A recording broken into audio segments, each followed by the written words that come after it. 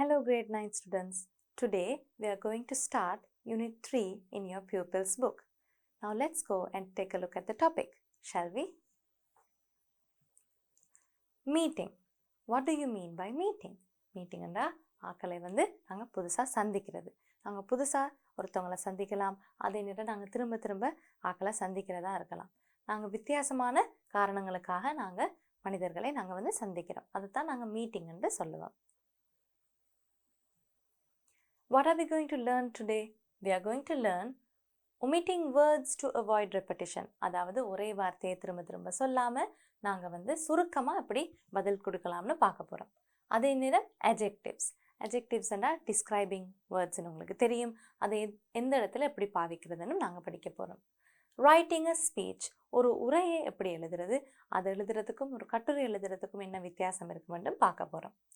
Giving instruction, imperative verbs. அறிவுறுத்தல்களை எப்படி command verbs மூலமா நாங்க கொடுக்க போறோம்னு பார்க்க போறோம். Singular and plural forms of nouns. நாங்க எப்படி ஒருமை பன்மையில் எழுத போறோம்னு பார்க்க போறோம். Describing attire. Attire ன்னா என்ன? நாங்க அணிஞ்சிருக்கிற ஆடைகள். ஆடைகளை எப்படி விவரிக்கிறதுன்னு படிக்க போறோம். Imperative verbs. Command verbs ன்னா என்னன்னு பார்க்க போறோம். Activity 1. Act out. The prefix girls of Gajaba MV meaning Mahavidyalaya and Kanaganayagam Mahavidyalaya have jointly organized the International Conference for Student Leaders for the first time in Sri Lanka. இந்த ரெண்டு பாடசாலைகளும் இணைஞ்சு என்னதை ஒழுங்குபடுத்தியிருக்காங்க? The International Conference for Student Leaders. அது சர்வதேச அளவில் ஒரு கருத்தரங்க அவங்க ஒழுங்குபடுத்தியிருக்காங்க. அப்படின்னா வெளிநாட்டில இருந்தும் ஸ்டூடெண்ட் லீடர்ஸ் மாணவ தலைவர்கள் வருவாங்க. Student leaders from 10 different countries are invited to this conference. இந்த கருத்தரங்குக்கு 10 நாடுகள்ல இருந்து மாணவ தலைவர்கள் வரப்போறாங்க. Different grades have been assigned different responsibilities. ஒவ்வொரு ஸ்கூல்லையும் ஒவ்வொரு தரத்திலையும் ஒவ்வொரு பொறுப்புகளை பிரித்து கொடுத்துருக்காங்க. The grade 9 pupils have been given the responsibility of welcoming and ushering the guests. அப்போ grade 9 தரம் 9 மாணவர்களுக்கு கிடைச்ச பொறுப்பு என்ன? வர்ற ஆக்களை வெல்கம் பண்ணி அதாவது வரவேற்பு அளித்து அஷரிங்னா என்ன? உள்ள அழைத்து செல்றது தான் grade 9 மாணவர்களோட பொறுப்பு. A group of friends from the two schools meet to discuss what they have to do. அப்போ ரெண்டு பாடசாலையிலிருந்தும் நண்பர்கள் ஒன்றா சேர்ந்து எப்படி இந்த வெல்கமிங் அண்ட் அஷரிங்கை வித்தியாசமாக செய்யலாம்னு கலந்துரையாடுறாங்க. Madhavi, hi, I hope I am on time. நான் நம்புறேன் நான் நேரத்துக்கு வந்திருக்கேன்னு. Pavith, yes you are. Now that all are here, shall we start? Yes you are. இப்போ சுருக்கமாக பதில் கொடுக்குறாரு இல்லையா? எஸ் யூ ஆர் ஆன் டைம்ன்றதை எஸ் யூஆ என்றோட சொல்கிறதுலே அதுலேயும் விளங்குது. அப்போ என்ன சொல்கிறாங்க? எல்லாரும் இருக்கிறனால இந்த கலந்துரையாடலை தொடங்குவோம்ண்டு. இதுவும் ஒரு வித நண்பர்களுக்கிடையான மீட்டிங், அதாவது சந்திப்பு. Nipuna, well, how you thought of how we should welcome our guests? நாங்கள் எப்படி எங்களோட விருந்தினர்களை உள்ள அழைக்கிறதுண்டு நீங்கள் வரவேற்கிறதுண்டு நீங்கள் ஒரு முடிவெடுத்திருக்கீங்களான்னு கேட்குறாங்க. Pavith, sounds like you've got a plan up your sleeve. You have என்றத you என்று சொல்லியிருக்காங்க. அப்போ உங்களுக்கு ஏதோ ஒரு பிளான், நீங்கள் ஏற்கனவே ஒரு திட்டத்தோடு தான் வந்திருக்கீங்களோ என்று கேட்குறாங்க. நிப்புணா says, actually I have. உண்மையாகவே எனக்கிட்ட ஒரு பிளான் இருக்கு. That's great, says Ajayan. Ashani says, so tell us about it, நிப்புணா. நீங்கள் என்ன பிளான் வச்சிருக்கீங்கன்னு கேட்குறாங்க. All right, the most common form of welcoming guests at international conferences is shaking hands. ரொம்பவே பொதுவாக எல்லா சர்வதேச கருத்தரங்களையும் கெஸ்ட்ஸ் எப்படி வெல்கம் பண்ணுறாங்க, வரவேற்கிறாங்க, அவங்களோட கைகளை குலுக்கி.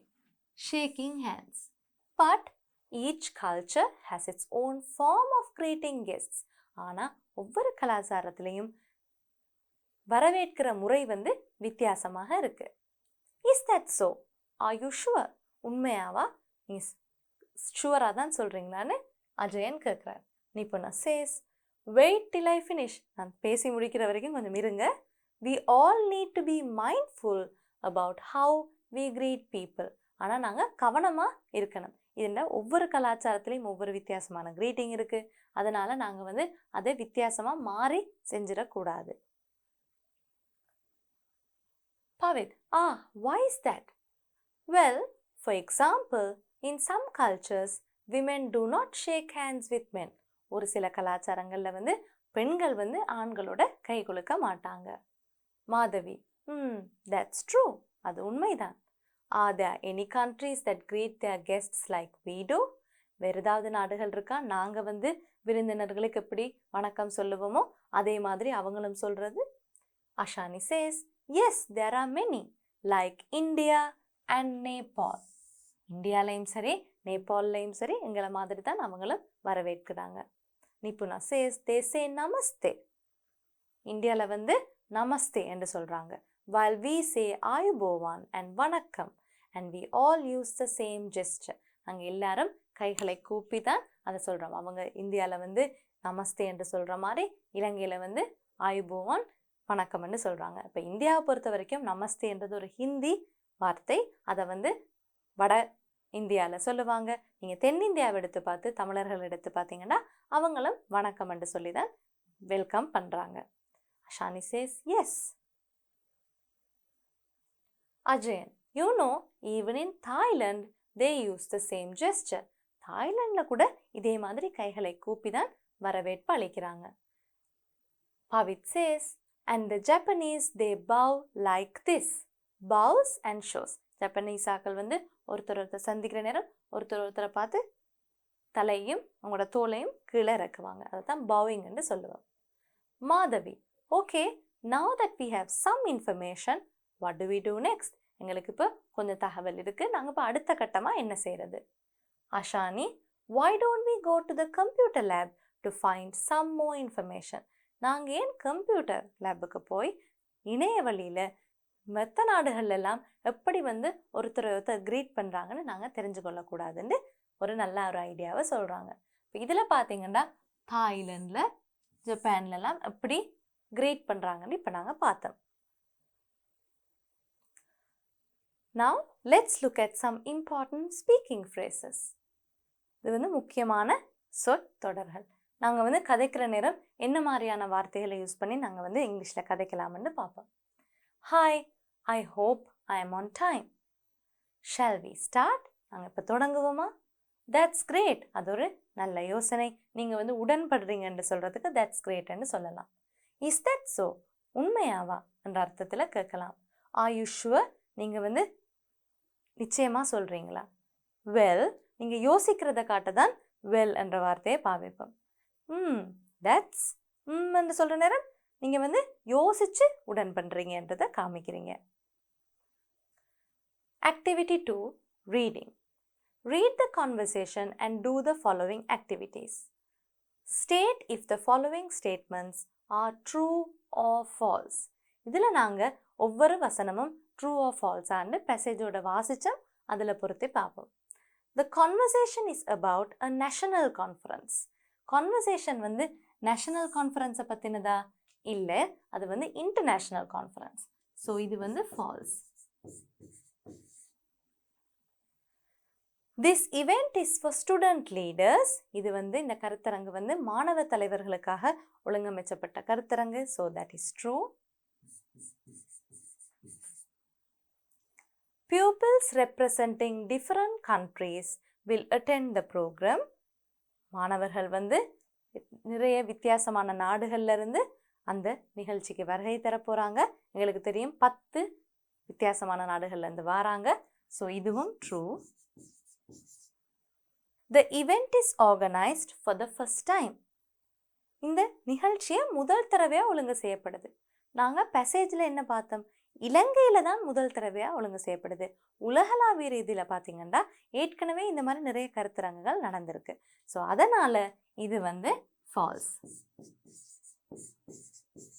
என்ன இந்த இடத்துல வந்து இன் ஸ்ரீலங்கான்னு அவங்க கொடுத்துருந்தாங்கன்னா நாங்கள் ட்ரூன்னு எழுதியிருக்கலாம். The friends are talking only about how they greet in India. அது உண்மையா? இல்லை. அந்த நண்பர்கள் எல்லாருமே வந்து வித்தியாசமான நாடுகளில், ஜப்பானில் எப்படி வரவேற்பாங்க, தாய்லாண்டில் எப்படி வரவேற்பாங்கன்னு வித்தியாசமான நாடுகளை பற்றி கதைச்சு கொண்டிருந்தாங்க. So this is also falls.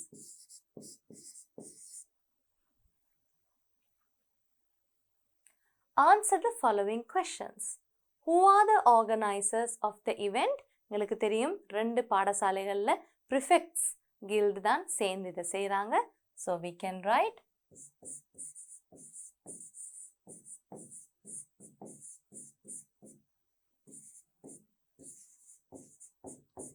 guilds of Gajaba M. Mahavidyalaya and Kanaganayam Mahavidyalaya.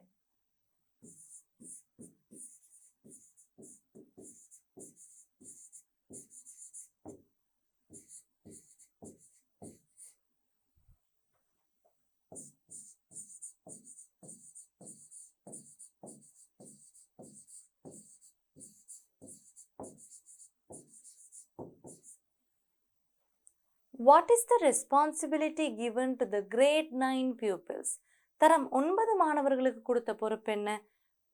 விருந்தினர்களை வரவேற்று அவங்கள உள்ள அழைத்து செஞ்சு உட்கார வைக்கணும். So welcoming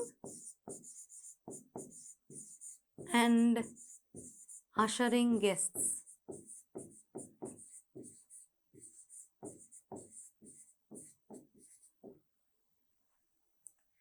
What are the countries mentioned in the conversation? நிறைய நாடுகளை பற்றி அவங்க பேசியிருந்தாங்க. முக்கியமாக எங்களோட அண்டை நாடான India, Nepal, Japan, Thailand.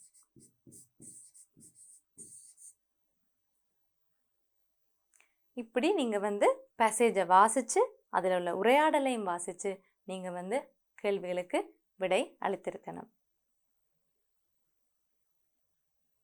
Find information about some other countries and complete the table given below.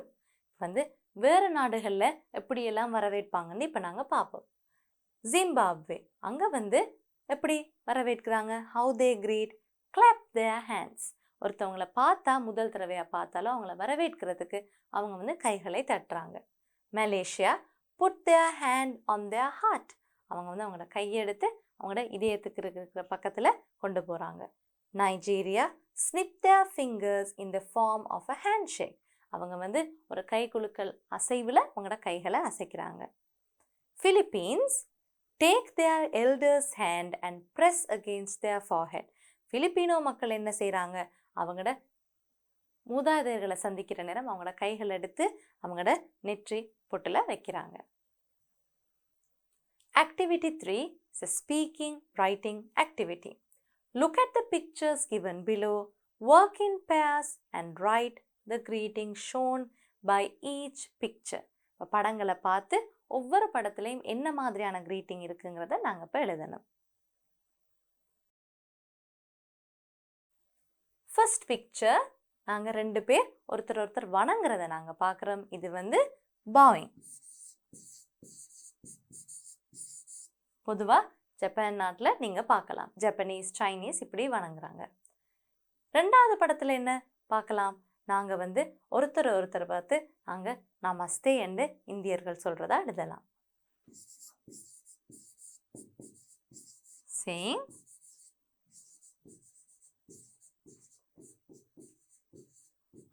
நமஸ்தே.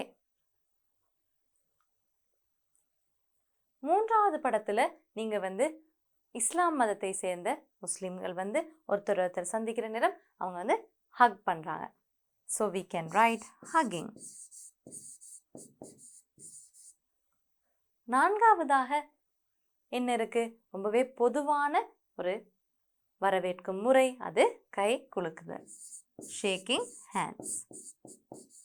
இப்போ இதை வச்சு நீங்கள் ஒரு வசனம் எழுதணுமெண்டா நீங்கள் எழுதலாம். People all over the world commonly shake hands when they welcome somebody. அப்படின்னு நீங்கள் வசனங்களும் எழுதலாம். Learning point. Next, let's look at a very important grammar activity. Read the following utterances taken from the conversation.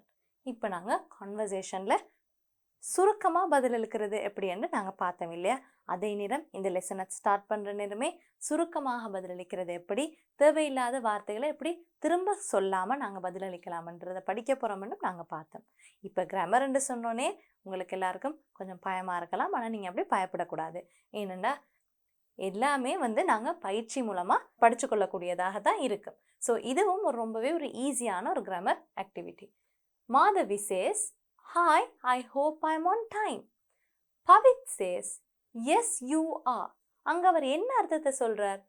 Here the words in bold type mean you are on time. அப்போ அவர் yes, you are on time என்று சொல்கிறதுக்கு பதிலாக yes, you are என்று சொல்கிறார். அதுலேயும் ஒரே அர்த்தம் தான் வருது. Now read the following. Pavit says, "Sounds like you have got a plan up your sleeve." Nipuna says, "Actually I have." Actually I have I have என்ன அர்த்தம் இருக்கு? Here I have means I have got a plan. இப்போ இந்த இடத்துல தான் I have என்றது I have got a plan என்று இருக்கு. அப்போ கேள்விக்கு ஏற்ற மாதிரி அந்த பதிலும் வித்தியாசப்படும். Activity 5. Reading. Read the following dialogues. Write what is meant by the words in bold. இப்போ நாங்கள் இந்த டயலாக் எல்லாம் ஒவ்வொன்றா வாசித்து இதில் என்ன அர்த்தம்ல நாங்கள் ஷார்ட் ஆன்சர்ஸ் கொடுக்குறாங்கன்னு பார்ப்போம். தேஷான், "You seem to be happy." Chamod says, "Yes, I am." I am என்றதில் அவர் என்ன சொல்கிறார்? I am happy. நான் சந்தோஷமாக இருக்கிறேன்னு சொல்கிறார். Yes, I am happy என்று சொல்கிறத விட yes, I am என்று சுருக்கமாக பதில் சொல்கிறார். Adil says, "I like to play football." எனக்கு கால்பந்து விளையாட பிடிக்கும். ரிகாஸ் says, "So do I." அப்படின்னா என்ன அர்த்தம்? நானும் எனக்கும் கால்பந்து விளையாட பிடிக்கும் என்று சொல்கிறார். So do I என்றா I like to play football as well. Arjun says he is tired. அவர் களைப்பா இருக்கிறார். Isuru says, "Yes, he is. He has been practicing all day." Yes, he is என்றா என்ன அர்த்தம்? He is tired. ரெண்டு பேரும் ஒருத்தரை agri பண்றாங்க. So we can write he is tired. Kavindi says, "I think she answered all the questions." நான் நினைக்கிறேன் அவங்க எல்லா கேள்விக்கும் பதில் அளிச்சிட்டாங்கண்டு. Ashani says, "She did." ஆமாம், அவங்க எல்லா கேள்விக்கும் பதில் அளிச்சிட்டாங்கண்டு அவங்களும் ஒத்துக்கொள்கிறாங்க. So she answered all the questions.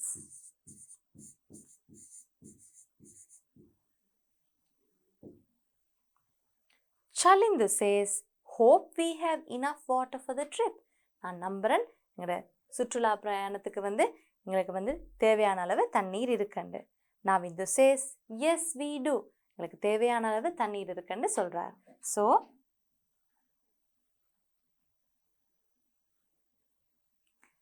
we have enough water for the trip.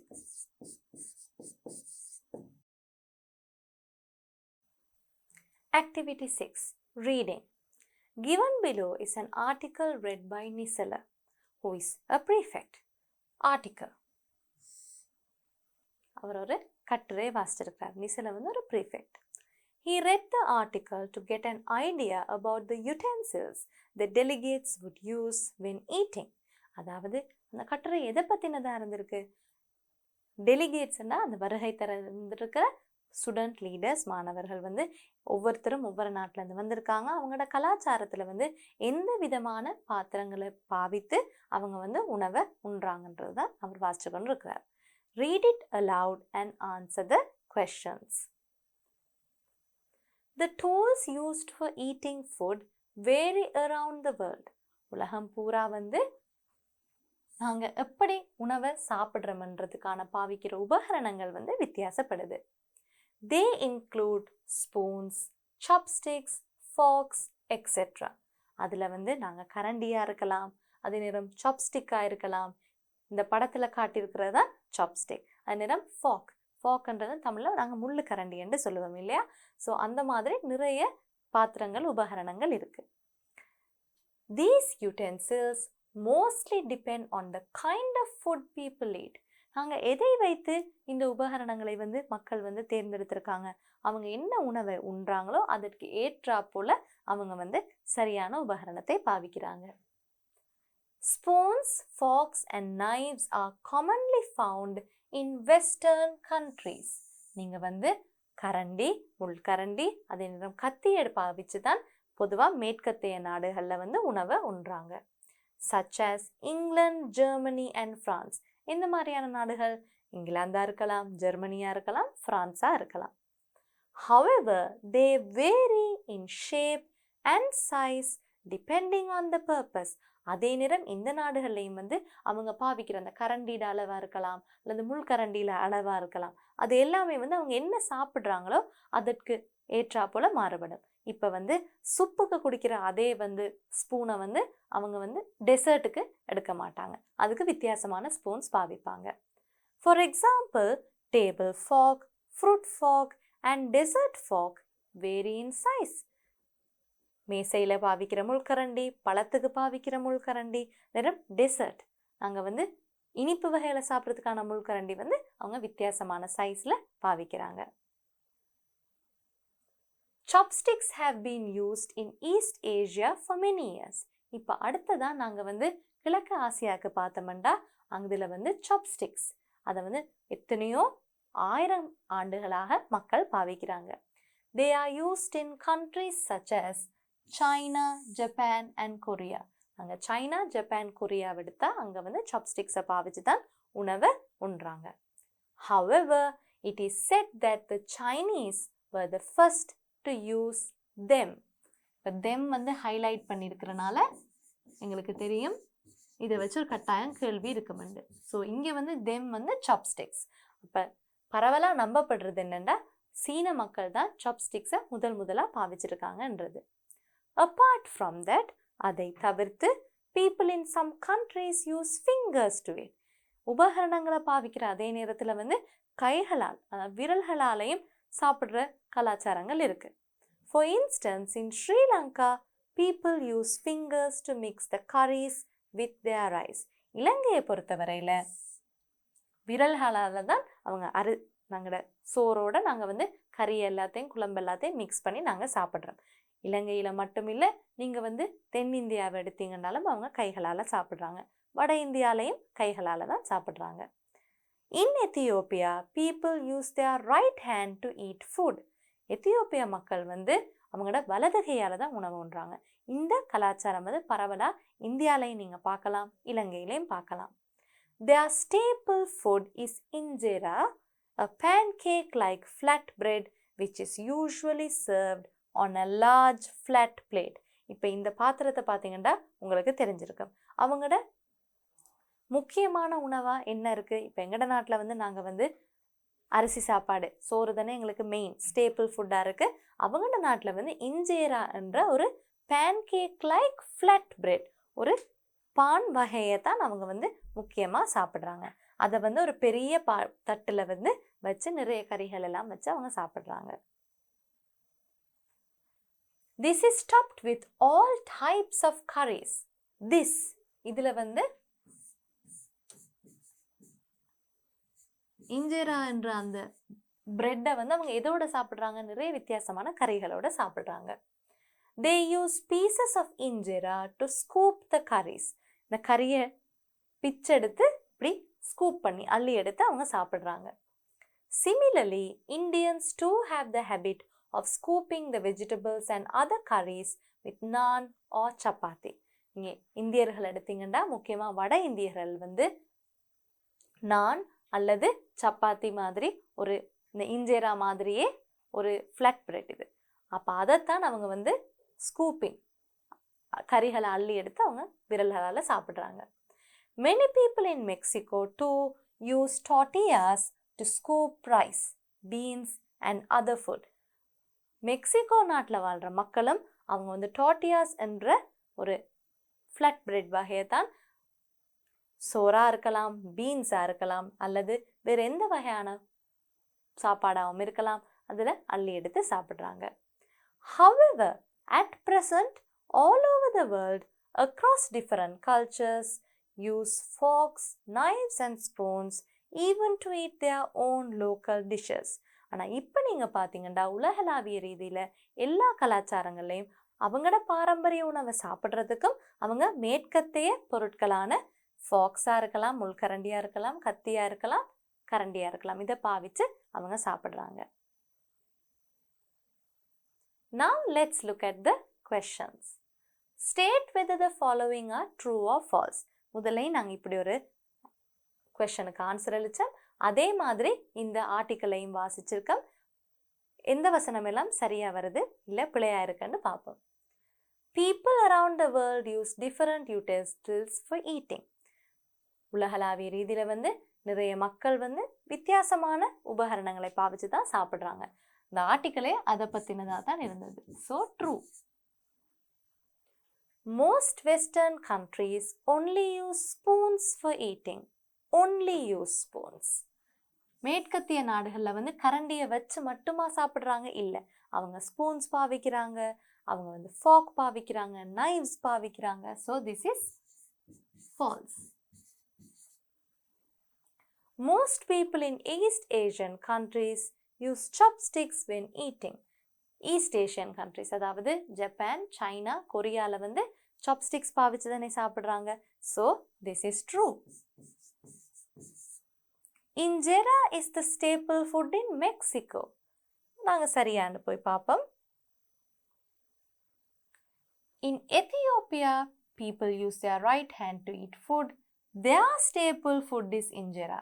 Ethiopia மக்களோட ஸ்டேபிள் ஃபுட் தான் இன்ஜெரா. மெக்சிகோ மக்களோட முக்கியமான சாப்பாடா டார்டியா இருக்கு. So this is false.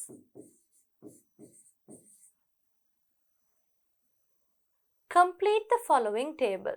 Country or countries, utensils used for eating. இதில் நாங்கள் ஒவ்வொரு நாட்டிலையும் என்ன மாதிரியான உபகரணங்களை பாவித்து அவங்க வந்து சாப்பிட்றாங்கன்றதை எழுதுவோம். ஸோ ஈஸ்ட் ஏஷியா கண்ட்ரிஸை பொறுத்த வரைக்கும் சைனா, ஜப்பான், கொரியா, இங்கே வந்து என்ன மாதிரியான யூட்டென்சில்ஸ் உபகரணங்களை பாவிக்கிறாங்க? சாப்ஸ்டிக்ஸ்.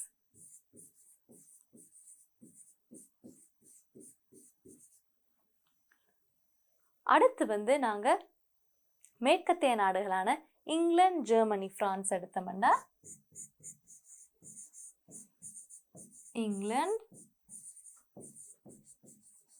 ஜெர்மனி,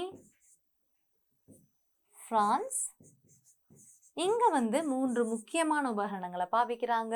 ஸ்பூன்ஸ்,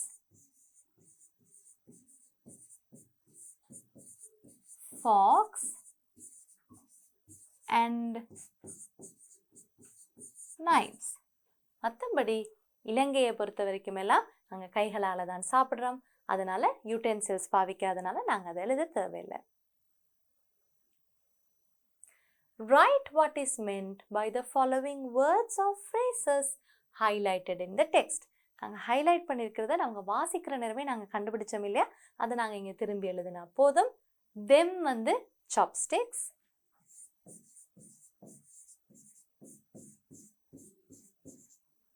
this என்று சொன்னது injera, the staple food of Ethiopia.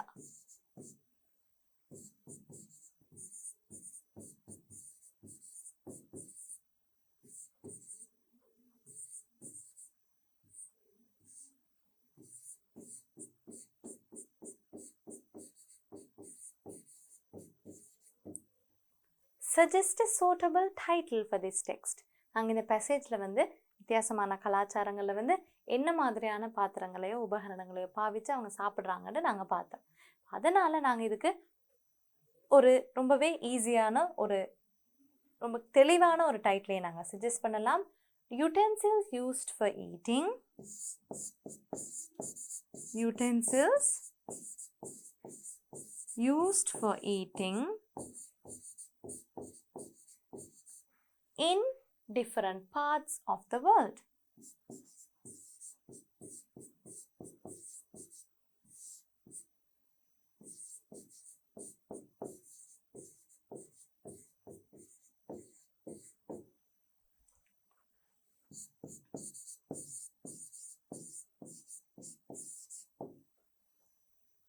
Activity 7 is a grammar activity. Find all the adjectives given in activity 6. Adjectives and என்ன? Describing words. நாங்க பெயர் சொற்களை வந்து விபரிக்க பாவிக்கிற வார்த்தைகளை தான் நாங்க adjectives என்று சொல்லுவோம். இப்போ activity 6 passageல வந்து நிறைய adjectives நாங்க பார்த்தோம். அதுல ஒரு சிலதுகளை போய் இப்போ நாங்க தேடி பார்ப்போம். Western. We'll choose a different color for this. Western இருக்கு. நாங்க வந்து பாருங்க table fork, fruit fork, அப்ப desert fork நாங்க இங்க choose பண்ணலாம்.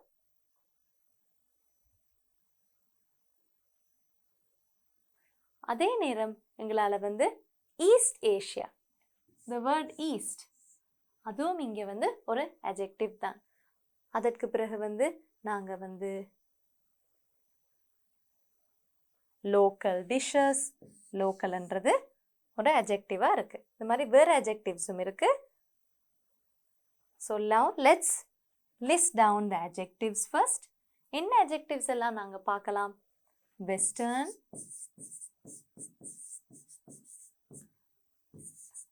East, அதே நேரம் வந்து desert, local,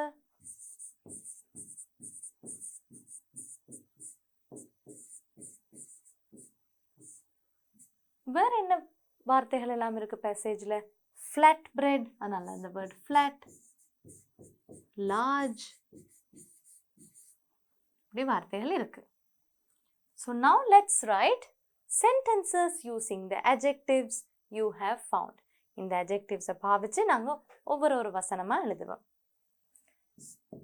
So for the word Western, we can write my friend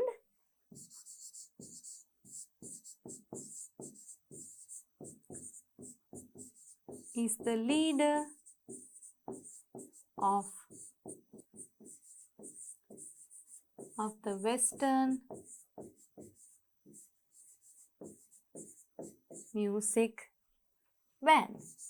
இந்த நண்பி அல்லது நண்பர் தான் western music பேண்டோட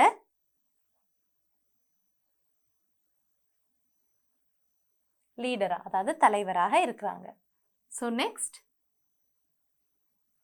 we can write for the word desert. We can write we got 6 dessert cups.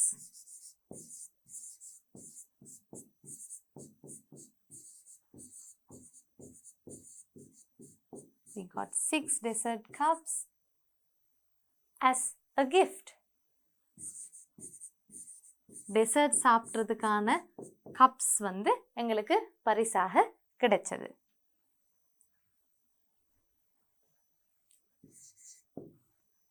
Next we can write for the word East.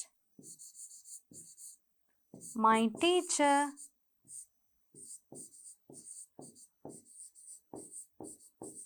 moved to East London. அது கிழக்கு லண்டனுக்கு இந்த ஆசிரியை வந்து வீடு மாறி போயிருக்காங்கன்னு நாங்க எழுதலாம்.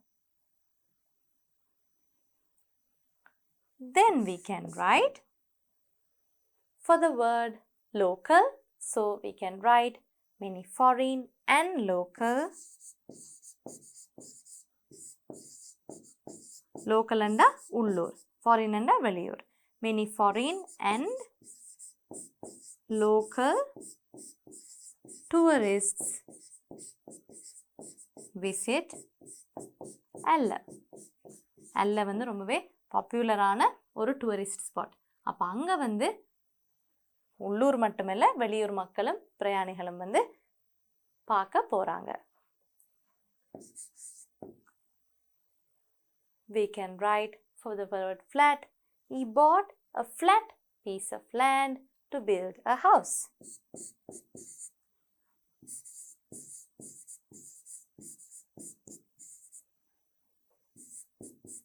Bought a flat land, piece of land என்றது நாங்கள் ஆட் பண்ண தேவையில்லை. Flat land to build a house. வீடு கட்டுறதுக்காக அவர் வந்து நல்ல அளவா இருக்கிற நேரா தட்டையா இருக்கிற ஒரு நிலத்தை அவர் வாங்கியிருக்கிறார்.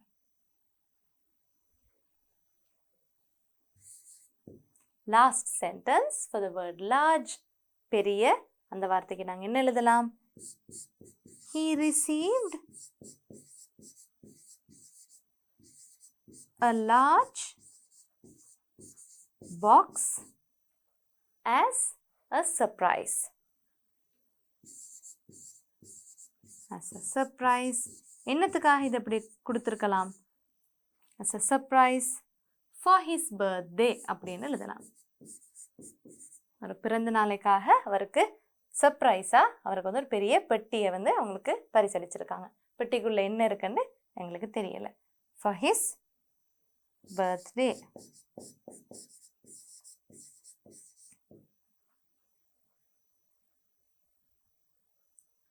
Now let's look at activity 8. It's a group work. Imagine that you are asked to deliver a speech on healthy food at the school assembly. School அசம்பிளியில் வந்து ஆரோக்கியமான உணவை பற்றின ஒரு ஸ்பீச்சை வந்து நீங்கள் வந்து உரை ஒன்றை ஆற்றணும். Write down the points for the speech and then deliver the speech to the class. Points எழுதி அதற்கு பிறகு நீங்கள் வந்து உரையாற்றணும். அதற்கு முதல்ல ஒரு உரையை எப்படி எழுதுறது, அதுக்கு பொருத்தமான ஸ்பீக்கிங் ஃப்ரேசஸ் என்னன்னு பார்ப்போம். How to write a speech? Pick your main ideas. முதலாவதாக வந்து நீங்கள் உங்களோட முக்கியமான கருத்துகள் என்னன்றதை நீங்கள் எழுதி வைக்கணும். அதற்கு பிறகு என்ன எழுதணும்? Write like you talk. இப்போ கட்டுரைன்றது வந்து வாசிப்புக்காக எழுதுறது. அப்போ அதோட உரைநடையும் ஸ்பீச்சோட ஒரு உரைநடையும் வித்தியாசமாக இருக்கணும். So you need to right as if you talk. Remember that you are writing a speech, not an essay. People will hear the speech, not read it. நீங்கள் வந்து எஸ்ஸேயை வந்து மக்கள் வாசிப்பாங்க, ஆனால் ஸ்பீச்சை வந்து கேட்குறது. அதனால் நீங்கள் வந்து ஸ்பீச்சை வந்து நீங்கள் எப்பயும் போல் நார்மலாக பேசுகிற மாதிரி தான் நீங்கள் வந்து எழுதணும். Make it sound conversational. அதாவது அதை நீங்கள் எழுதுகிற நேரம் வந்து எப்போ ஒரு உரையாடல் மாதிரி அந்த ஸ்பீச்சை எழுதணும். Use short sentences. நீளமான வசனங்கள் எழுதாமல் நீங்கள் வந்து சுருக்கமான சிம்பிளான வசனங்கள் எழுதணும். Use examples. கட்டாயம் உதாரணங்கள் கொடுக்கணும். அப்போ தான் நீங்கள் சொல்ல வர கருத்து வந்து அவங்களுக்கு மனசில் பதியும். Follow a structure. கட்டாயம் ஒரு ஸ்ட்ரக்சர் இருக்கணும். இன்ட்ரடக்ஷன் முன்னுரை இருக்கணும். பாடி ஒரு மெயின் பாயிண்ட்ஸ் எல்லாம் இருக்கணும். கன்க்ளூஷன் ஒரு முடிவுரையும் இருக்கணும். Use speech transitions. அப்படின்னா என்ன?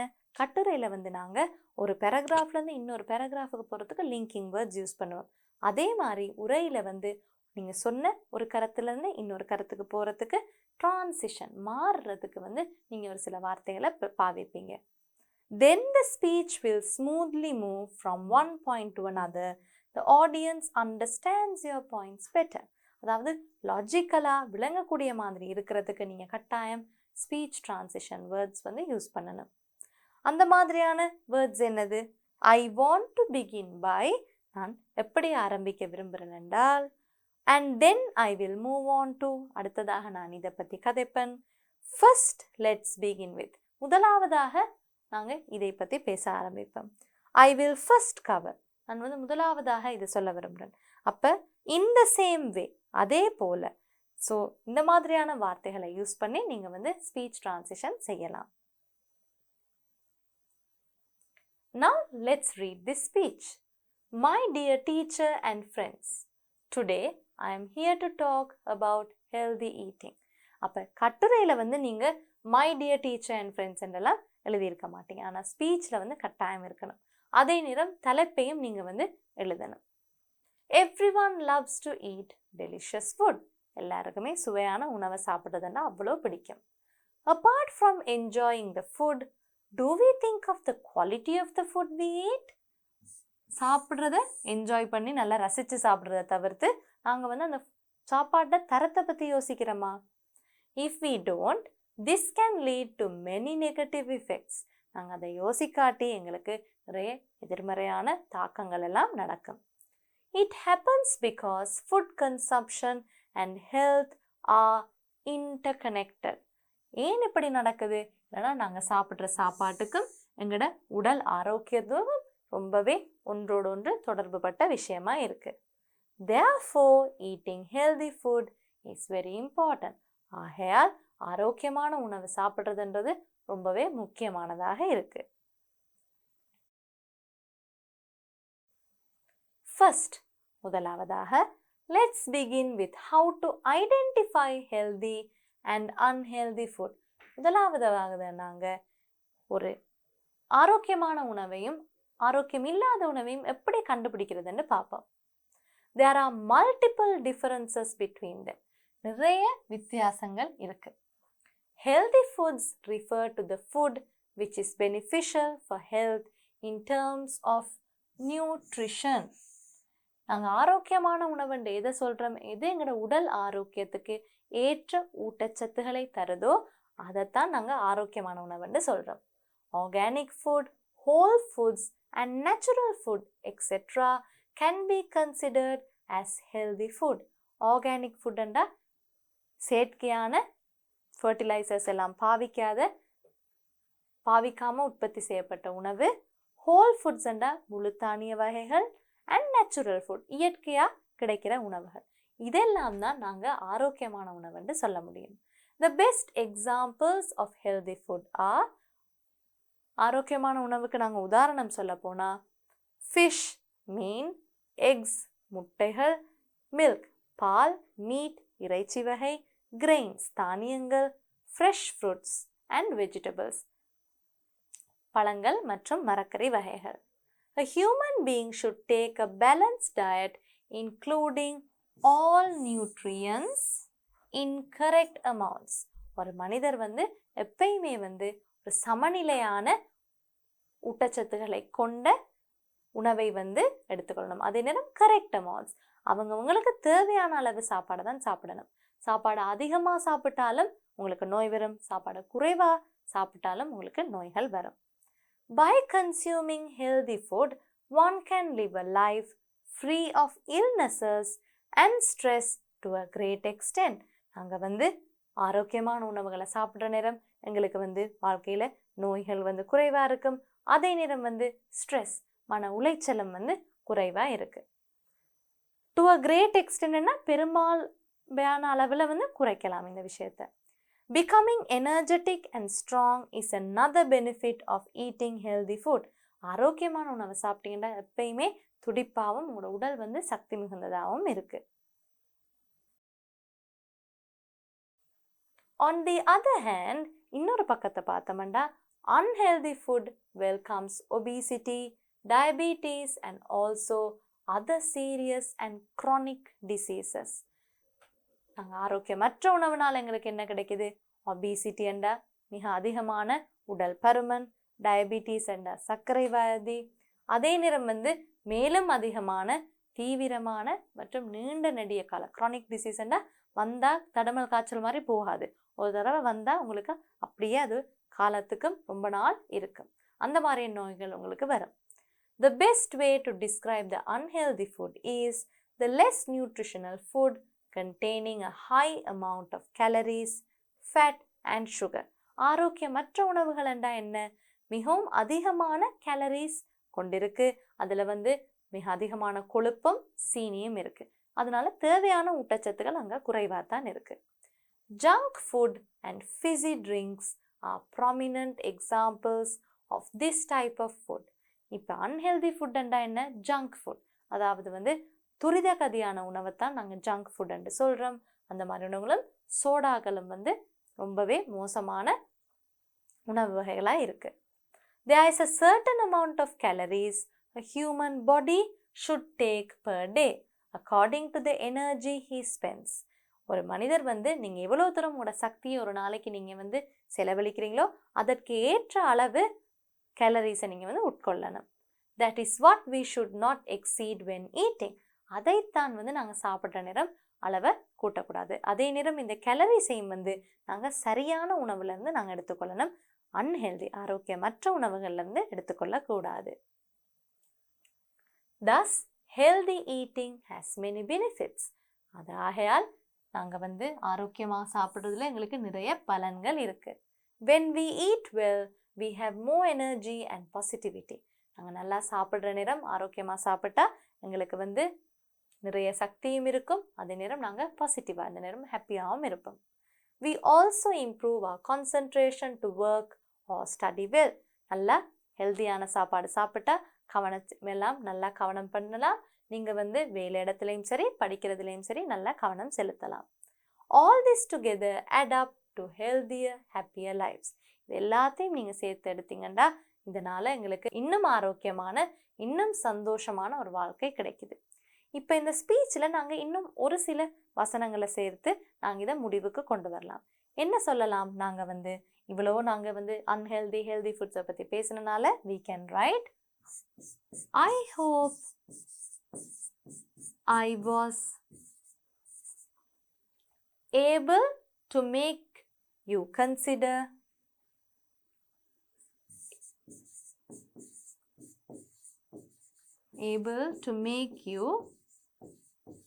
reconsider eating. திரும்ப யோசிக்க வைக்கிறது. reconsider eating unhealthy food next time.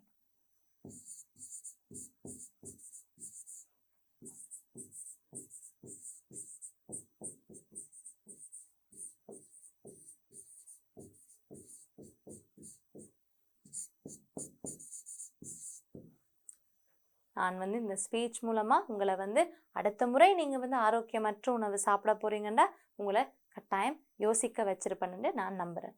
அப்போ எப்படி நாங்கள் இந்த ஸ்பீச்சை நிறைவு செய்யலாம்? தேங்க்யூ ஃபார் யுவர் அட்டென்ஷன் என்று சொல்லி நாங்கள் ஸ்பீச்சை நிறைவு செய்யலாம்.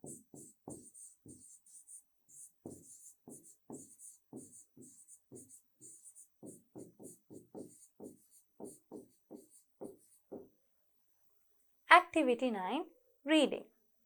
Madhavi and Ashani were interested in different types of food.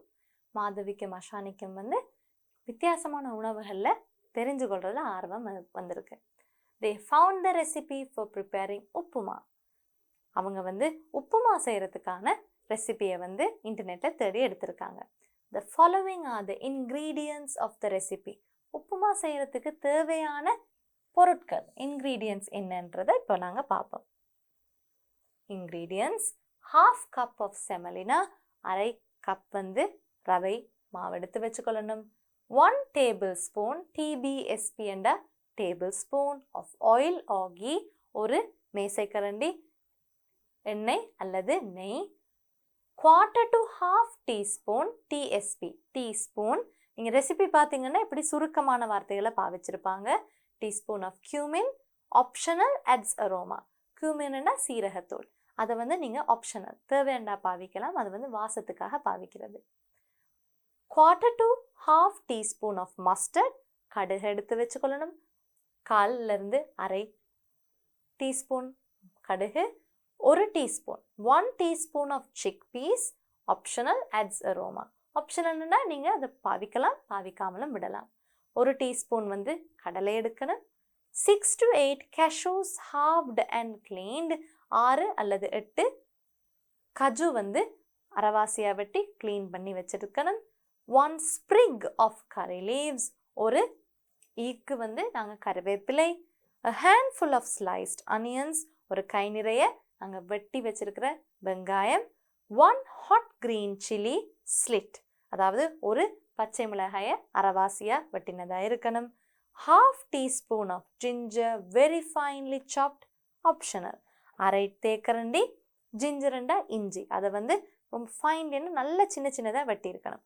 அதுவும் ஒரு ஆப்ஷனலாக தான் இன்க்ளூட் பண்ணியிருக்காங்க. A pinch of asafoetida, அதாவது ஒரு சிட்டிகை பெருங்காயம்.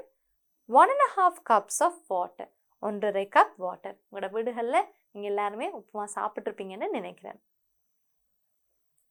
The recipe given below is not in order. Recipe என்ற செய்முறை. செய்முறை வந்து ஒழுங்கான ஆர்டர்ல இல்லை. Reorder the recipe. நாங்கள் ரெசிபியை வந்து திரும்ப வந்து ஆர்டர் பண்ணணும். First of all, let's read the recipe. Cover the semolina mixed with all at a low flame until the water evaporates. இப்போ வந்து ரவையை வந்து எல்லாத்தையும் போட்டு மிக்ஸ் பண்ணி குறைவான தீயில வைத்து அது வந்து தண்ணீர் எல்லாம் வத்துற வரைக்கும் நாங்கள் வச்சிருக்கணும். 1-2 நிமிடங்களுக்கு. Evaporates வத்துறது. First roast semolina on a low to medium heat until crunchy. முதலாவதாக நாங்கள் வந்து ரவையை வந்து ரொம்பவே குறைவான அனல்ல வந்து வச்சு நாங்கள் வந்து வறுக்கணும். இப்போ ஃபர்ஸ்ட் என்ற நேரமே உங்களுக்கு தெரிஞ்சிருக்கும். இதுதான் எங்களுக்கு வந்து ரெசிபியில் முதலாவதாக வரப்போகுது. Pour water and salt as needed to the pan with all fried ingredients.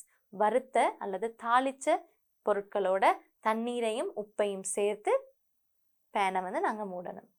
While the roasted semolina cools, add oil to a pan. வறுத்த ரவை வந்து சூடு போகிற வரைக்கும் அதை தனியாக எடுத்து வச்சுட்டு இன்னொரு பாத்திரத்தில் நாங்கள் வந்து எண்ணெய் அல்லது நெய்யை ஆட் பண்ணணும். ஞாபகம் இருக்கட்டும், இது ஒழுங்கான ஆர்டரில் இல்லை, நாங்கள் தான் ஒழுங்குபடுத்தி எழுதணும். Then transfer roasted semolina into a bowl and let it cool. நல்லா வறுத்த பிறகு நாங்கள் வந்து வறுத்த ரவையை வந்து ஒரு பாத்திரத்தில் போட்டு அதை ஆற வைக்கணும். Next add onions, ginger, curry leaves and green chili to the pan with fried chickpeas, cumin, etc. அப்போ அதற்கு பிறகு வந்து அந்த எண்ணெய் வச்சிருக்கிற பேனில் வந்து வெங்காயம், இஞ்சி, கருவேப்பிலை, பச்சை மிளகாய் எல்லாத்தையும் சேர்த்து பொரித்த கடலை, அதே நிறம் சீரகத்தூளையும் சேர்க்கணும். And saute for 2 minutes. Saute என்றா தாளிக்கிறது. Then add asafoetida. அதற்கு பிறகுதான் நாங்கள் பெருங்காயத்தை ஆட் பண்ணணும். Take the pan with உப்பு மாவு off the fire and allow it to rest for 5 minutes. பாத்திரத்தில் இருக்கிற எந்த பாத்திரத்தில் உப்புமா இருக்கோ அதை வந்து அனல்ல இருந்து எடுத்து ஒரு 5 நிமிஷம் அதை ஆற வைக்கணும். Wait till the water boils and then add semolina while mixing all together. தண்ணீர் நல்லா கொதி வந்த பிறகு தான் நாங்கள் ரவையை போட்டு அதை நல்லா எந்த கட்டிப்படாமல் நாங்கள் வந்து கிண்டணும். Do not allow any lumps to remain. நல்லா கிண்டினீங்கன்னா எந்த கட்டியும் இருக்காது. When the oil is heated enough, add chickpeas, cumin, mustard and cashews and fry them until they turn into golden color. நல்ல எண்ணெய் வந்து சூடான பிறகு கடலை, சீரகம், கடுகு, கஜு எல்லாத்தையும் போட்டு நல்லா பொரிச்சு எடுத்து நல்லா தங்க பொன்னிறத்தில் வர்ற வரைக்கும் பொரிக்கணும். Finally, the hot tasty upma is ready to serve. கடைசியாக நீங்கள் பார்த்தீங்கன்னா உங்களுக்கு உப்புமா தயாராகி இருக்கு. Once the water is evaporated, open the lid and mix them again. தண்ணி நல்லா வத்தின பிறகு மூடி எடுத்து மறுபடி நல்லா கிளறி விடணும். இப்போ வந்து இந்த ரெசிபி எங்கே எடுத்திருக்காங்க? இந்தியன் ஹெல்தி ரெசிபிஸ் என்ற வெப்சைட்லேருந்து எடுத்திருக்காங்க. Now let's look at the ordered version. இது சரியான ஆர்டரில் எழுதியிருக்காங்க. இதில் நாங்கள் முக்கியமாக ஒரு வார்த்தையை கவனிக்க போகிறோம். Imperative verbs, command verbs தான் இப்போ நாங்கள் பார்க்க போகிறோம். First, roast semolina on a low to medium heat until crunchy. முதலாவதா ரவையை வந்து வறுக்கணும். Then, அடுத்ததா என்ன செய்யணும்? Then, transfer roasted semolina into a bowl and let it cool. அடுத்ததா ரவையை வறுத்த ரவையை ஒரு பாத்திரத்தில் போட்டு அதை வந்து ஆற விடணும். While the roasted semolina cools, add oil to a pan. அது வந்து அங்கால ஒரு பக்கம் மாறிக்கொண்டிருக்கிற நேரம் இன்னொரு பாத்திரத்தில் வந்து நாங்கள் எண்ணெயை ஊற்றணும். When the oil is heated enough, oil வந்து நல்லா சூடு வந்தோடனே add, நான் அண்டர்லைன் பண்ணுறது தான் imperative verbs. எதை நாங்கள் சேர்க்கணும்? chickpeas, cumin, mustard and cashews and fry them until they turn into golden color. நல்லா பொன்னிறமாக வர்ற வரைக்கும் இந்த பொருட்கள் எல்லாம் ஆட் பண்ணி நாங்கள் வறுக்கணும். நெக்ஸ்ட் add, அடுத்ததாக நாங்கள் இதை ஆட் பண்ணணும். onions, ginger, curry leaves and green chili to the pan with fried chickpeas, cumin, etc. and saute for 2 minutes. Then add asafoetida. இப்போ நான் அண்டர்லைன் பண்ணுற வார்த்தைகள் வந்து தெரிஞ்சிருக்கும். இப்படித்தான் உங்களுக்கு செய்முறை இருக்கும். செய்முறை வந்து ரொம்ப நீளமான வசனங்கள் இருக்காது. add this, stir this, saute this, fry this, leave it covered, let it simmer, இந்த மாதிரியான சுருக்கமான அறிவுறுத்தல்கள் தான் இருக்கு. Pour water and salt as needed to the pan with all fried ingredients. Pour water, தண்ணீரையும் உப்பையும் சேர்த்து நல்லா அந்த வறுத்த இன்கிரீடியன்ஸோட நாங்கள் சேர்க்கணும். Wait till the water boils and then add semolina while mixing all together. Wait. தண்ணீர் கொதிக்கிற வரைக்கும் பொறுமையா இருந்து அதற்கு பிறகுதான் நாங்க வந்து வறுத்த ரவையை வந்து சேர்க்கணும். Do not allow any lumps to remain. அதாவது கிண்டுற நேரம் வந்து எந்த கட்டிப்படாம ஒழுங்கா கிண்டணும். Cover the semolina mixed with all at a low flame until the water evaporates. Cover, நாங்க வந்து தண்ணி நல்லா வத்துற வரைக்கும் ரவையை வந்து மூடி வைக்கணும். Once the water is evaporated, open the lid and mix them again. தண்ணி நல்லா வத்தின பிறகு மூடியை திறந்து நாங்க வந்து அது எல்லாத்தையும் நல்லா கிளறி விடணும். Open the lid. Take the pan with upuma off the fire and allow it to rest for 5 minutes. எல்லாம் சமைச்சு முடிச்சோன்னா அதை எடுத்து இறக்கி வச்சு 5 நிமிடங்கள் மூடியை திறக்காம நாங்க வந்து கூல் பண்ண விடணும். Finally, the hot tasty upuma is ready to serve. கடைசியா வந்து உங்களுக்கு ஒரு ரொம்ப சுவையான உப்புமா இப்ப தயார். இப்ப வந்து உங்களுக்கு செய்முறை எப்படி எழுதுறதுன்னு உங்களுக்கு இப்ப விளங்கி இருக்கு. Very important command words or imperative verbs. Reorderன்றதும் எங்களுக்கு கொடுத்திருந்த கமாண்ட் தானே. நாங்கள் வந்து சரியான வரிசையில ஒழுங்குபடுத்தணும். கவர்ண்டா மூடி வைக்கிறது, ரோஸ்டண்டா வறுக்கிறது, போண்டா ஊற்றுறது, தண்ணீர் ஊற்றுறதா நாங்கள் வழக்கமாக போண்டு சொல்லுவோம். டிரான்ஸ்ஃபர்ண்டா மாற்றி வைக்கிறது, அடுப்புல இருந்து இறக்குறது. அட்டண்டா சேர்க்கிறது, டேக் எடுக்கிறது, வெயிட்டண்டா பொறுமையாக இருக்கிறது, அட்டண்டா மறுபடி சேர்க்கிறது, ஓப்பன் திறக்கிறது, மிக்ஸண்டா கிளறி விடுறது. இந்த மாதிரியான இம்பெரட்டிவ் வேர்ட்ஸை வந்து நாங்கள் கட்டாயம் செய்முறைகளில் பார்க்கலாம். அல்லது ஒரு பில்டிங் பிளாக்கில் நாங்கள் ஒரு புதிய ஒரு டாயையோ எதையோ செய்கிறதா இருந்தாலும் எங்களுக்கு இப்படியான இன்ஸ்ட்ரக்ஷன்ஸ் இருக்கும். Another learning point. Now let's go and take a look. Read the following ingredients taken from the recipe. ரெசிபியில இருந்து எங்களுக்கு கொடுத்துருந்த இன்க்ரீடியன்ஸை இப்போ நாங்கள் பார்ப்போம். 1/2 cup of semolina, 1/2 cup of semolina, 1.5 cups of water. Water and semolina are uncountable nouns. தண்ணீரும் சரி ரவையும் சரி அது எண்ணக்கூடிய பொருட்கள் இல்லை. ரவையை நாங்கள் 1 ரவை 2 ரவைன்னு எண்ணிக்கொண்டிருக்கலுமா இயலாது. தண்ணீரையும் எண்ண முடியாது. Note how the plural is formed. அப்போ uncountable nounsனா நாங்கள் plural form எப்படி எழுதுறது? 1/2 cup of semolina, 1/2 cup of semolina, 1/2 cup ரவை. 1.5 cups of water. நாங்கள் எந்த அளவீட்டில் நாங்கள் அந்த தண்ணீரை சொல்கிறோமோ, அந்த அன்கவுண்டபிள் நவுனை சொல்கிறோமோ, அதற்குத்தான் நாங்கள் வந்து ப்ளூரலை சேர்க்கலாம். ஆனால் மெயினான இந்த வேர்டுக்கு சேர்க்கலுமா இயலாது. Also note the following. 1 bag of rice, 3 bags of rice, 3 pieces of furniture. நாங்கள் இதுலையும் கவனித்து பார்த்தீங்கன்னா தெரியும், ஒரு மூட்டை அரிசி, 3 மூட்டை அரிசி, பேக்ஸ். நாங்கள் இங்கே வந்து ரைஸஸ் எட் பண்ணால் அது பிள்ளை. நாங்கள் ப்ளூரல் ஃபார்ம் ஆக்க வேண்டியது இந்த எப்படி எந்த அளவீட்டு முறையில் எந்த குவான்டிட்டி எக்ஸ்பிரஷனை யூஸ் பண்ணுறோமோ அதற்குத்தான் நாங்கள் வந்து ப்ளூரல் ஃபார்மையும் கிரியேட் பண்ணணும். Activity 10 is a vocabulary activity. Fill in the blanks using the suitable form of the nouns given in brackets. இதில் வந்து எங்களுக்கு நாங்கள் முதல்ல பார்த்த லேர்னிங் பாயிண்டில் வச்சு தான் எங்களுக்கு ஒரு கிராமர் ஆக்டிவிட்டியும் கொடுத்துருக்காங்க.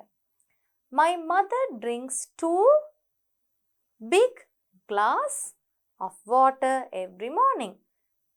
2 பெரிய கப் தண்ணீர் வந்து அம்மா காலையில் எப்பயும் குடிப்பாங்க. So 2 big glasses of water. இப்போ நாங்கள் தமிழில் பார்க்குற நேரம் எங்களுக்கு வந்து அதில் வித்தியாசம் தெரியாது. நாங்கள் வந்து 2 கப்கள் என்று சொல்ல போகிறது, 2 கப் என்று தான் சொல்லுவோம். ஆனால் இங்கிலீஷில் வந்து நாங்கள் கட்டாயம் 2 big glasses of water என்று எழுதணும். அப்போ நாங்கள் எங்களுக்கு தெரியும் ப்ளூரல் வந்து எஸ் செட் பண்ணியும் செய்யலாம், இஎஸ் செட் பண்ணியும் கிரியேட் பண்ணலாம். Mister Kumar was carrying a bag of rice. இதில் வந்து ஏதாவது சேஞ்சஸ் இருக்கா? இல்லை. என்னென்னா அண்டா singular, so a bag of rice. அவர் வந்து ஒரு மூட்டை அரிசியை எடுத்துக்கொண்டு போகிறார். I took 3 of mineral water for our trip. 3 போத்தல் தண்ணீரை நான் வந்து சுற்றுலாக்கு எடுத்துக்கிட்டு போனேன். 3 bottles of mineral water. Chamod gave 3 packet of rice to 3 poor men. 3 எளியவர்களுக்கு வந்து சமோத் வந்து 3 பேக்கெட் அரிசி கொடுத்திருக்கார். So 3 packets of rice. Ashani, Kavindi and Manuti gathered 4 basket of flowers. இந்த 3 நண்பர்களும் சேர்ந்து 4 கூடை பூக்களை வந்து சேர்த்திருக்காங்க. So 4 baskets. இதிலிருந்து உங்களுக்கு தெரிஞ்சிருக்கும் பூக்களை பொறுத்தவரையில் ஃப்ளவர்ஸ் அண்ட் இங்கே நாங்கள் ப்ளூரல் ஆட் பண்ணலாம். ஆனால் நாங்கள் கட்டாயம் 4 basket என்று எழுத முடியாது. 4 baskets என்று அந்த இடத்துலையும் நாங்கள் வந்து ப்ளூரலாக மாற்றணும். ஏன்னா 4 பாஸ்கெட்லையும் வந்து எத்தனை பூ இருக்குன்னு உங்களால் எண்ணி பார்க்க முடியாது. அதனால தான் நாங்கள் 4 baskets of flowers என்று எழுதியிருக்கோம். Activity 11 is a writing activity. On the final day of the International Conference for Student Leaders, all were dressed in their national costume. Describe what Nipuna, Madhavi, Ajayan and other friends would have worn. You may use the following phrases. அதாவது international கான்ஃபரன்ஸில் கடைசி நாளில் எல்லாரும் அவங்களோட பாரம்பரிய ஆடைகளை அணிஞ்சிருந்தாங்க. அதை நாங்கள் எப்படி வந்து டிஸ்கிரைப் பண்ண போகிறோம்? அட்ஜெக்டிவ்ஸ் யூஸ் பண்ணிட்டு பார்க்கணும். அதை வந்து நாங்கள் you may use the following phrases, என்ன மாதிரியான வார்த்தைகளை பாவித்து எழுதுறதுன்னு பார்க்கணும். என்ன மாதிரியான ஃப்ரேசஸ் பாவிக்கவாம்? சராங், சராங் அண்டா சாரம், சாரி அண்டா சேலை, லாங் ஸ்லீவ்டு ஷர்ட் அண்டா முழுக்கை வைத்த shirt, with or without collars, collar இருக்கலாம் காலர் இல்லாமல், up to the knee, long sleeved shirt up to the knee, முழங்கால் வரை இருக்கிற long sleeved shirt, white sarong வெள்ளை சாரம், ஒசரி வேட்டி அங்கவஸ்திரம், ஒசரி என்றா கண்டியில் வசிக்கிற பெண்கள் சேலை அணிகிற விதம் கொஞ்சம் வித்தியாசமாக இருக்கும், அதை தான் ஒசரி என்று சொல்கிறாங்க. வேஷ்டி உங்கள் எல்லாருக்கும் தெரியும், வேஷ்டி என்றா என்னவென்று. அங்கவஸ்திரம், அங்கவஸ்திரம் என்றா என்ன? A flat and narrow folded shawl wound around the waist with the ends brought up over the shoulders crossways. அங்கவஸ்திரத்தை வித்தியாசமான முறையில் தமிழ் ஆண்கள் வேர் பண்ணுறதை நீங்கள் பார்த்துருப்பீங்க. தோல்லையும் போடுவாங்க, இடுப்புலையும் கட்டியிருப்பாங்க. கேப் தொப்பி, garland of flowers பூமாலை, ஃபர்தா, ஃபர்தாண்டா உங்களுக்கு தெரியும் முஸ்லீம் பெண்கள் அணிகிற ஒரு உடை, ஸ்கார்ஃப் கழுத்தில் போடுறது ஸ்கார்ஃப், தலைமயிரை மறைக்கிறதுக்கு ஹிஜாப் என்றும் முஸ்லீம் பெண்கள் அணிவாங்க. ஃபுல் சூட் உங்களுக்கு தெரியும், கோட் சூட் எல்லாம் போடுறதும் ஒரு சில மக்களோட பாரம்பரியமாக இருக்குது. ஃப்ராக் அண்டா சட்டை, ஷால் அண்டா உங்களுக்கு தெரியும் நீங்கள் ஷல்வார் போடுற நேரம் ஷால் போடுவீங்க, அந்த shawl. Now let's take a look at the next section. You may begin like this. நாங்கள் எப்படி இந்த essay ஆரம்பிக்கணுமா? The pupils representing Sri Lanka were dressed in different attire depending on the community they represent. இலங்கையை பொறுத்தவரை என்ன வித்தியாசமான சமுதாயத்திலேருந்து வாராங்களோ, இனத்திலேருந்து வாராங்களோ, அதற்கு ஏற்ற மாதிரி பாரம்பரிய உடைய அணிஞ்சிருக்காங்க. The pupils representing Sri Lanka were dressed in different attire depending on the community they represent. இலங்கையை பொறுத்தவரை அவங்க எந்த இனத்தை பிரதிநிதித்துவப்படுத்துகிறாங்களோ அந்த இனத்துக்குரிய அந்த கலாசாரத்துக்குரிய ஆடையை அவங்க அணிந்திருக்காங்க. நிபுணா wore a sarong and a long sleeved shirt without collars, whereas Madhavi wore an osari to represent Sri Lanka's Sinhala community. நிபுணா என்ன அணிஞ்சிருக்கிறார்? ஒரு சாரம் அணிஞ்சு முழுக்கை வைத்த ஷர்ட் அணிஞ்சிருக்கிறார். ஆனால் காலர் இல்லாமல் அது ஒரு ஷர்ட். மாதவி என்ன ட்ரெஸ் போட்டிருக்காங்க? ஒரு ஒசரி ஒன்றை கட்டியிருக்காங்க. அவங்க 2 பேரும் இலங்கையில சிங்கள மக்களை பிரதிநிதித்துவப்படுத்துகிறாங்க. The Tamil community was represented by Ajayan and Aruni. அவங்க 2 பேரும் என்ன உடுப்பு போட்டிருந்தாங்க? Ajayan wore a shirt and a வேஷ்டி. அஜயன் ஒரு ஷர்ட்டும் வேஷ்டி கட்டி இருந்திருக்கிறார். Aruni wore a saree and a garland of flowers. Aruni ஒரு சேலை கட்டி தலை நிறைய பூவும் வச்சிருக்காங்க. Shahila wore a long dress and a hijab, while Ayub wore a long sleeved shirt without collars up to the knee.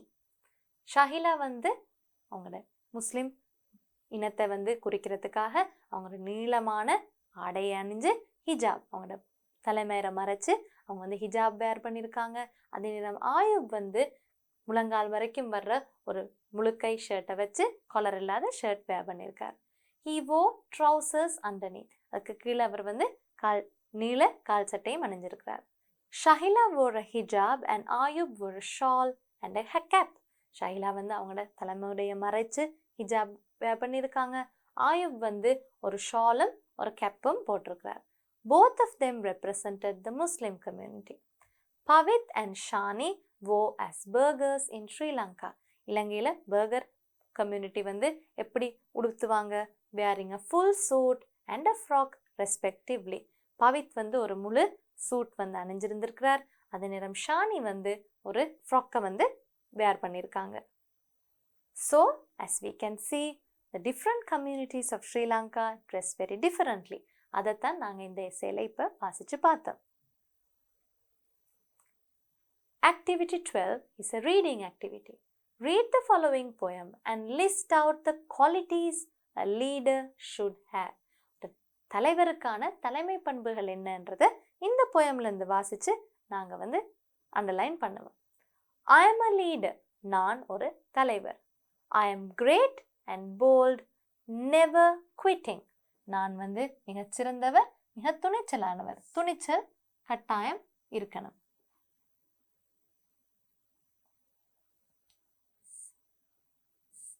Never quitting. நான் எப்பயுமே தோல்வியில் முடங்கி போகாமல் எப்பயுமே ஒரு விஷயத்தை விடாமல் நான் முயற்சி செஞ்சு கொண்டே இருப்பேன். I have the heart of gold. I lead by example. எனக்கு ரொம்பவே நல்ல மனது இருக்கு. அதே நேரம் நான் முன்னுதாரணமாகத்தான் எப்பயுமே நடந்து கொள்ளுவேன். அப்போ ஒரு லீடராக முன்னுதாரணமாக நடக்கிறது ரொம்பவே முக்கியமானது. I show what to do. நான் மற்றாக்களுக்கு ஒரு விஷயத்தை எப்படி செய்யணும்னு சொல்லி காட்டுவேன். I empower people to be a team. நான் மற்றாக்களை எப்படி ஒரு குழுவாக வேலை செய்கிறதுன்னு நான் அவங்களுக்கு சொல்லி கொடுப்பேன். And make them realize to follow their dream. அதே நேரம் அவங்களோட கனவுகளை அவங்க எப்படி அடையணும்னு நான் சொல்லி கொடுப்பேன். By Clifford Villa Flores. Now let's look at the qualities of a leader. Great. இதெல்லாம் adjectives என்று உங்களுக்கு தெரிஞ்சிருக்கும். Great, bold, never quitting. எப்பயுமே முயற்சியை கைவிட மாட்டேன். Heart of gold. ரொம்பவே நல்ல மனது. Lead by example. முன்னுதாரணமாக நடந்து கொள்ளுதல். Empower people. மக்களை அவங்களுக்கான சக்தியை அவங்களுக்கு அளிக்கிறது. Team. குழுவா வேலை செய்கிறது. Follow their dream. அவங்களோட கனவுகளை எப்படி அடைகிறது. Now let's take a look at what we learned in Unit 3. Omitting words to avoid repetition. சுருக்கமாக எப்படி பதில் சொல்றதுன்னு பார்த்தோம். Adjectives, describing words நாங்கள் பார்த்தோம். Writing a speech. உரையை எப்படி எழுதுறது, உரைக்கும் கட்டுரைக்கும் என்ன வித்தியாசம் என்றும் பார்த்தோம். Giving instructions. ஒரு ரெசிபி, ஒரு உணவை தயாரிக்கிறதுண்டா அது செய்முறையை எப்படி நாங்கள் அறிவுறுத்தல் விதத்தில் கொடுக்கலாம்னு பார்த்தோம். Singular and plural forms of nouns. Uncountable noun என்றா plural formல எப்படி எழுதுறதுன்னு நாங்கள் எழுதி பார்த்தோம். Describing attire. ஆடைகளை எவ்வாறு விவரிக்கிறது. அதே நேரம் imperative verbs, command verbs-ஐ யூஸ் பண்ணி எப்படி இன்ஸ்ட்ரக்ஷன் எழுதுறதுன்னு நாங்கள் பார்த்தோம். Now we have completed all the activities of Unit 3 in your pupil's book. Let's go and write the answers for Unit 3 workbook activities as well.